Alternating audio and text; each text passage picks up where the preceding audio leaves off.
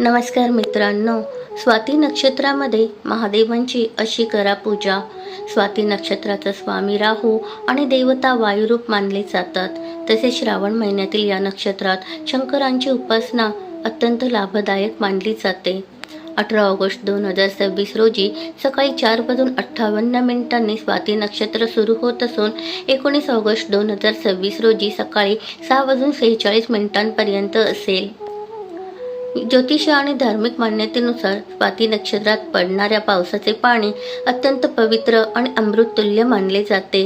या नक्षत्रात थेट आकाशातून पडणारे स्वच्छ पावसाचे पाणी जमा करून त्या पाण्याने शिवलिंगावर अभिषेक केल्यास अनेक आध्यात्मिक व मानसिक लाभ होतात असे मानले जाते.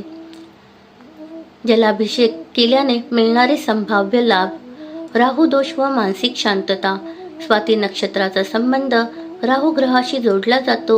या जलाभिषेकामुळे मनातील अस्वस्थता, ताणतणाव कमी होऊन मानसिक शांती लाभते.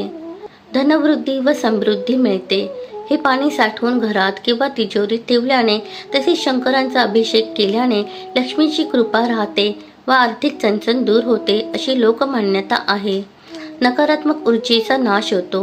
हे पावित्र्ययुक्त पाणी घरात किंवा वास्तूच्या ईशान्य कोपऱ्यात ठेवल्याने किंवा त्याचा वापर पूजा विधीत केल्याने वास्तुदोष व नकारात्मकता नष्ट होते. आरोग्यास लाभ होतात. पारंपरिक समजुतीनुसार या जलाने अभिषेक केल्याने घरातील दीर्घ आजारपण दूर होण्यास व आरोग्याला चांगले स्थैर्य मिळण्यास मदत होते. धन्यवाद.